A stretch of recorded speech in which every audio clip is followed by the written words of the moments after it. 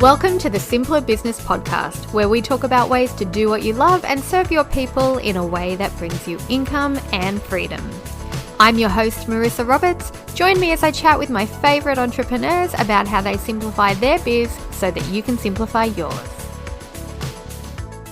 School holidays can be a particularly challenging time for business owners who also have young children. Primary school parents, this episode is for you. Balancing work and family life requires some major time management hacks, but it's so worth it because you'll be just as efficient without feeling stressed, rushed, or chaotic. Here are some of my favorite strategies to help you get everything done, have fun with your fam, and also grab some much needed time for yourself. Tip number 1 is to plan ahead.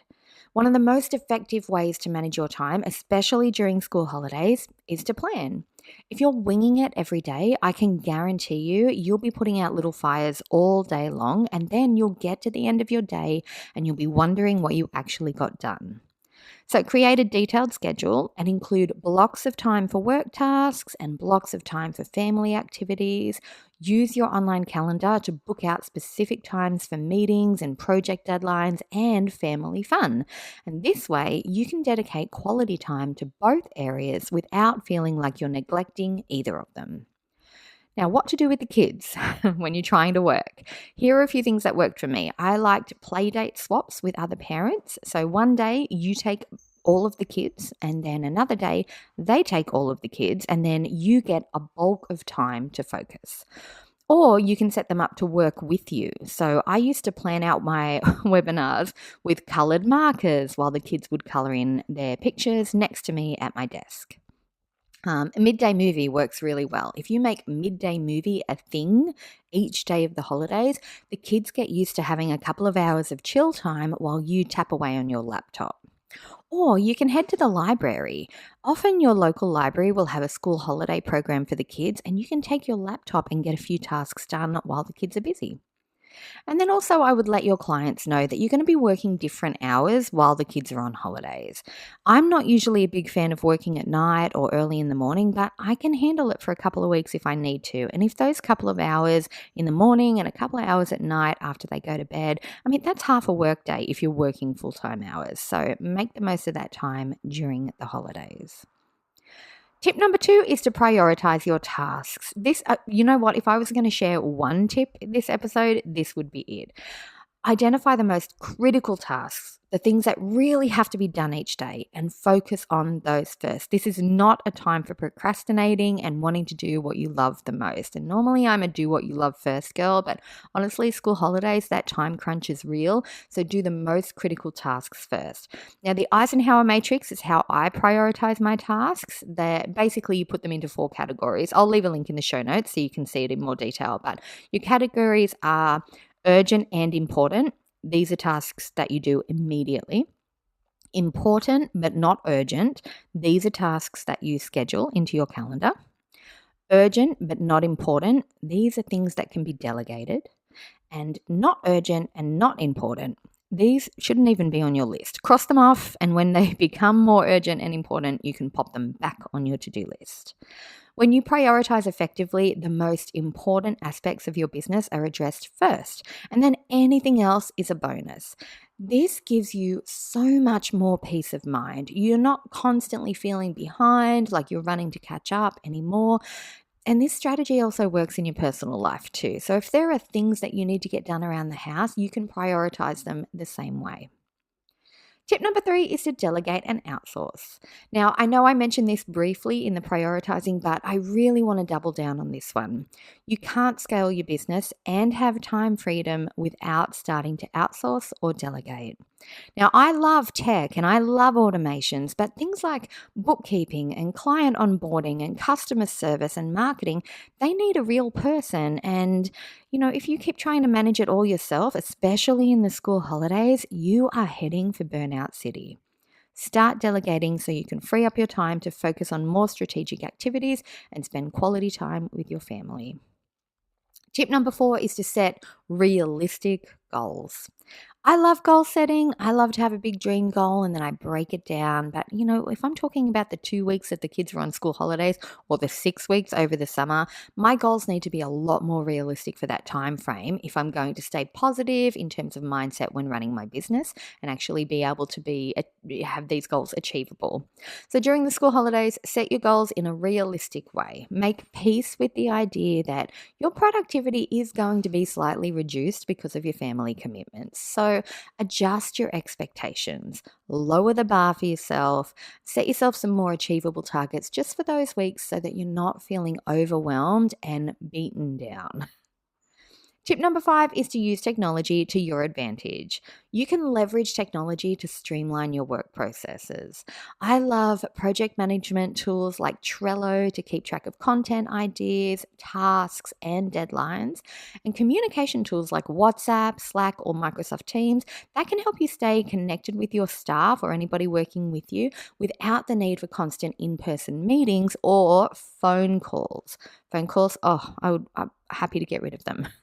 Work in shared Google Docs as well. So if you're collaborating on a project, when you're working on a Google Doc, you can see real-time updates and actually see each other working on the page. It's a really good way to get things done in a collaborative way and feel like you're on top of it at the same time. Tip number 6 is to take breaks. I know it sounds obvious, but they're usually the first thing to go when we're feeling overwhelmed and like we have to get a lot of stuff done and we don't have time to do it. Regular breaks throughout the day, that's what's going to help you stay balanced. It's going to give you the opportunity to recharge regularly. And if you don't get a chance to recharge, you'll be burnt out within a few days. So when you're working for hours at a time, I don't know if you've noticed, but that's when I tend to lose focus. That's when I tend to procrastinate more. I get kind of lethargic when I'm not taking a breaks. So short breaks, they help you break out of that lull. They help you come back with renewed attention and motivation. And you can, while the kids are with you, take a play break, take a walk break, go for a walk outside. Absolutely take a lunch break and use that time mindfully. Be present in the moment. Don't try and eat and work at the same time. Don't only if you're with the kids, sometimes, movie chill time, I'll be on my laptop. But if you're taking a play break or a walk break, put your phone away for that one, put your laptop away for that one, and make it a real break. Tip number 7 is to set boundaries. You want to set clear boundaries between your work and your family time.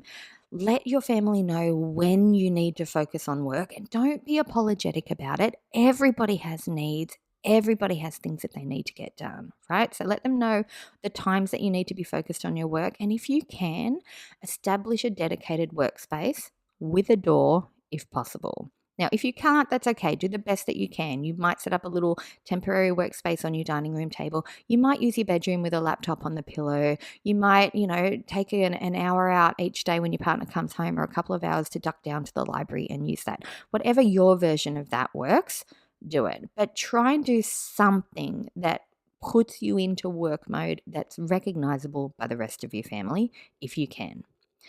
When you are with the kids, put your phone away. Put it in a bag, a drawer, or another room, not in your pocket, and properly disconnect from work. So you want to set that boundary for your family when you're working, but you want to set that boundary for yourself when you're not working as well.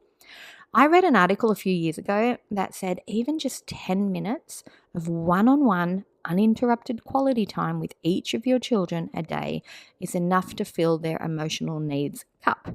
And then the rest of the time you can spend doing the things together that need to get done, like, do the laundry together, cook dinner together, walk the dog together.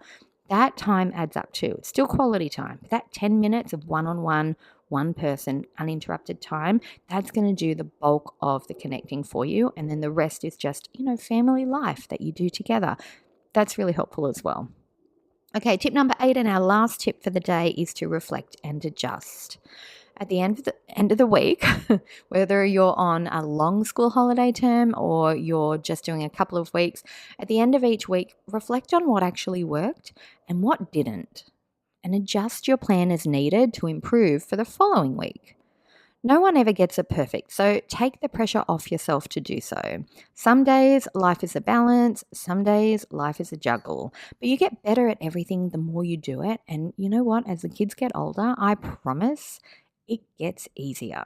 I hope you found this episode helpful. If you would like to chat more about balancing work and family life, come and find me on Instagram. I'll leave a link in the show notes so it's nice and easy to get there, and we'll have a little chat and you can share your ideas as well.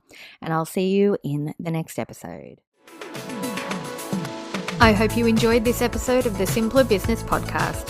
If you did, please subscribe, rate and review us on Apple Podcasts. There's a link in the show notes to make it nice and easy for you, just the way we like it. If you're ready to simplify and scale your business, you can get started with my free audio class at marissaroberts.com. See you next time.